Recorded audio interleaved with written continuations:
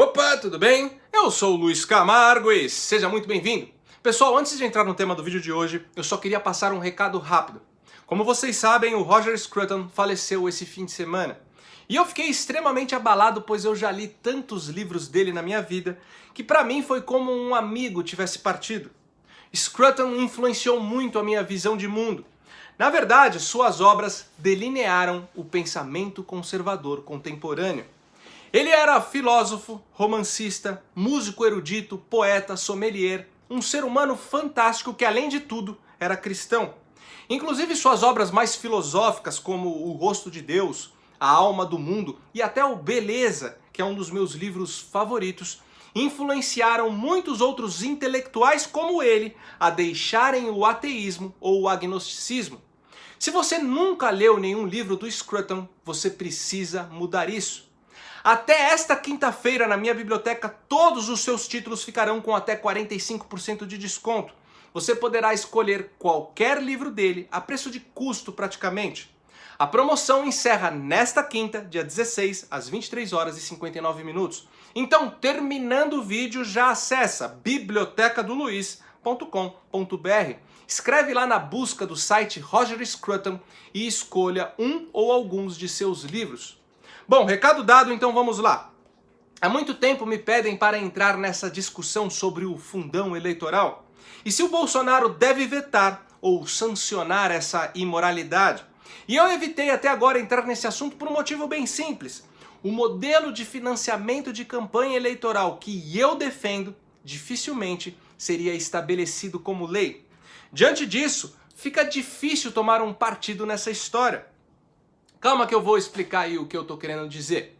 Assim como vou expor as implicações envolvendo a decisão do presidente, para que assim você forme sua própria opinião, sem se deixar influenciar pela opinião de parlamentar que já está em estratégia eleitoral para 2022 e por isso precisa enfraquecer o governo vigente.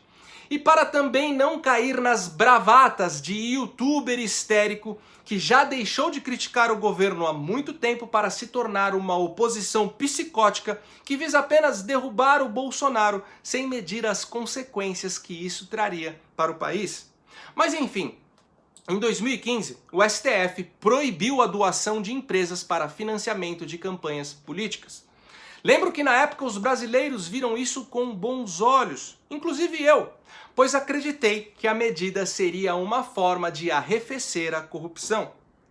A ideia é simples: o financiamento de pessoa jurídica para campanhas eleitorais apenas fortalece a política de compadrio, onde o político eleito exerce seu mandato para retribuir as empresas que financiam sua estadia nas estruturas do poder.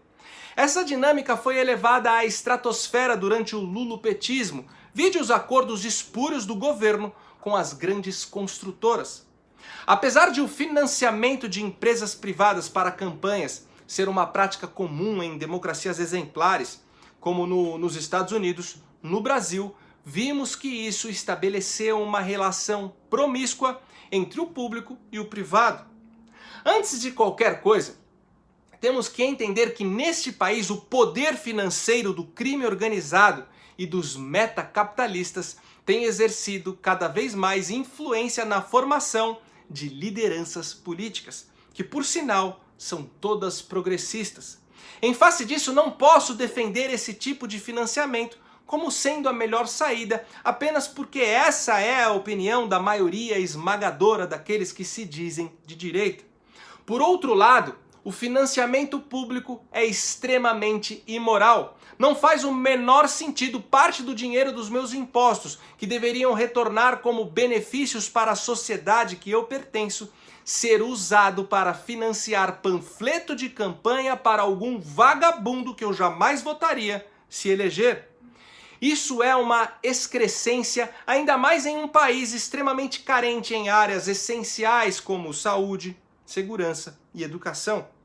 Na minha opinião, a forma mais justa e eficiente é que aquele que aspirar a exercer um cargo eletivo faça isso com recursos próprios. Só que mesmo que alguns políticos, principalmente nas últimas eleições, se elegeram dessa forma, esse modelo na atual conjuntura do nosso Estado, Congresso e STF permeados de socialistas, jamais se tornaria lei, pois alegariam que esse formato beneficiaria apenas os mais ricos, impedindo que os mais pobres adentrassem na carreira pública. A meu ver, isso nem é um problema, visto que a desigualdade faz parte do mundo em que vivemos. Uma pessoa alta jamais será jockey, uma pessoa baixa jamais será uma modelo de passarela, e paciência é a vida. Dentro dessa dinâmica, se o sujeito quiser se candidatar a vereador ou deputado, mas não tem grana para bancar aí a sua própria campanha, trabalhe para um dia ter, ou desencane dessa ideia e segue o jogo. Mas entendendo que o financiamento de campanha, através de recursos próprios, dificilmente seria estabelecido como lei, na hora que me perguntam se eu sou favorável ao financiamento através de doações de empresas ou através de recursos públicos, eu fico em um verdadeiro limbo. O primeiro, teoricamente, é mais correto, porém na prática se mostrou extremamente deletério. O segundo é imoral em ambos aspectos. Ou seja, se ficar o bicho pega, se correr o bicho come. Bom, mas vamos sair das abstrações e tratar da nossa realidade. No Brasil, é o executivo que estabelece o orçamento dos gastos do ano seguinte, o que contempla inclusive os gastos dos outros poderes. Esse orçamento, depois de elaborado, é enviado para a aprovação do Legislativo. A previsão de gastos para as eleições de 2020 foi feita pelo Executivo atendendo à solicitação do TSE, que requisitou a verba que ele mesmo apresentou tendo em vista a atual legislação eleitoral. E assim surgiu o Fundão Eleitoral, inserido pelo Executivo no orçamento com base nos valores praticados em 2018 e devidamente amparado pela Lei Eleitoral e pelo que havia sido estabelecido na Lei de Orçamento Anual. Não podemos esquecer que quando se deu aí a tramitação da lei orçamentária no Congresso Nacional, os deputados tentaram de todas as formas elevar o fundão que era de 2 bilhões para quase 4 bilhões. Porém, o presidente disse que o valor era um absurdo e vetaria, mantendo dessa forma o valor de 2 bilhões já aprovados. Por sinal, em 2018, o valor foi de 1,7 bilhão. E não lembro na época de ter visto tanta gente escandalizada. Mas enfim, agora a lei orçamentária, originariamente elaborada e aprovada com os gastos do Executivo para 2020, incluindo a previsão do fundão eleitoral, é o que está nas mãos do Bolsonaro para que ele vete ou sancione. Existe uma grande comoção de boa parte da direita para que o Bolsonaro vete a lei, justamente no ponto em que estabeleceu a previsão de gastos eleitorais, para que assim ele demonstre seu compromisso com a premissa liberal e conservadora de austeridade para com o dinheiro público. No entanto, fazendo isso, ele não estaria cumprindo o orçamento público que já foi estabelecido, fato que pode ser caracterizado como crime de responsabilidade, segundo o artigo 85 da nossa Constituição, o que poderia dar pano para manga para que seja aberto um processo de impeachment. E foi exatamente isso que o Bolsonaro alegou e que a isentosfera rebateu dizendo que ele estava mentindo. O que acontece é que, como eu estou cansado de repetir aqui, a nossa Constituição abre margem para interpretações divergentes. Existem juristas que fazem uma leitura diferente do artigo 85 e entendem que se o Bolsonaro vetar uma emenda, mesmo que esta esteja ligada aí ao orçamento já aprovado, não caracterizaria como crime de responsabilidade. Outros juristas interpretam a situação como sendo problemática, podendo sim incorrer em crime de responsabilidade. Assim como o jurista Modesto Carvalhosa garante que a existência em si do fundo já é completamente inconstitucional. O fato é que nossas leis são imprecisas.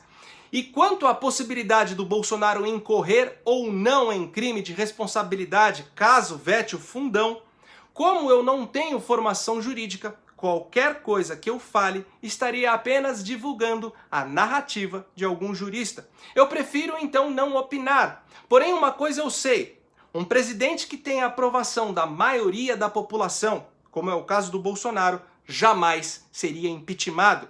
E se ele vetar o fundão, sua popularidade em um primeiro momento aumentaria ainda mais, o que em tese eliminaria de vez a possibilidade de impeachment. E ele sabe muito bem disso. Mas vamos analisar os efeitos práticos desse veto.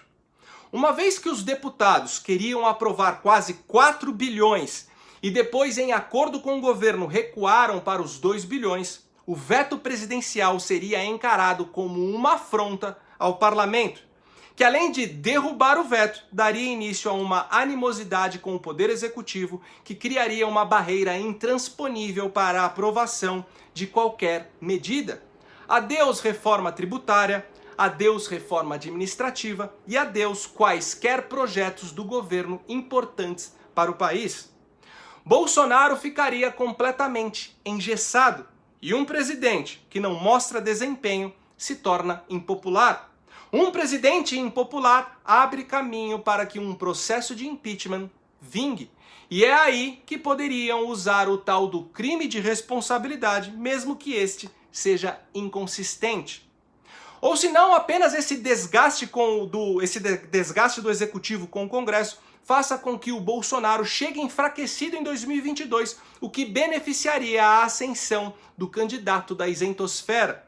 Por isso que o veto, mesmo que sendo inútil, pois seria derrubado, como todos sabem, ainda assim seria o melhor dos mundos para essa turma que veste laranja ou que tem saudade da tucanada. A grande verdade é que o fundão eleitoral serve apenas para manter as raposas da velha política no poder.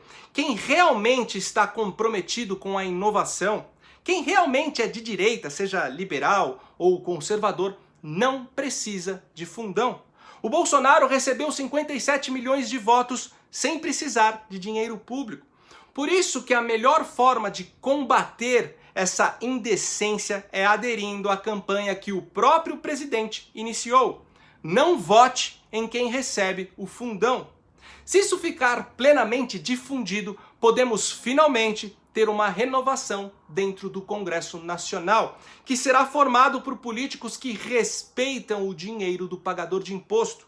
Não vote em quem recebe o fundão. Deve se tornar um mantra para cada cidadão desse país. Se assim for, eu duvido que em 2022 as figuras decrépitas do centrão favoráveis ao fundão sejam eleitas.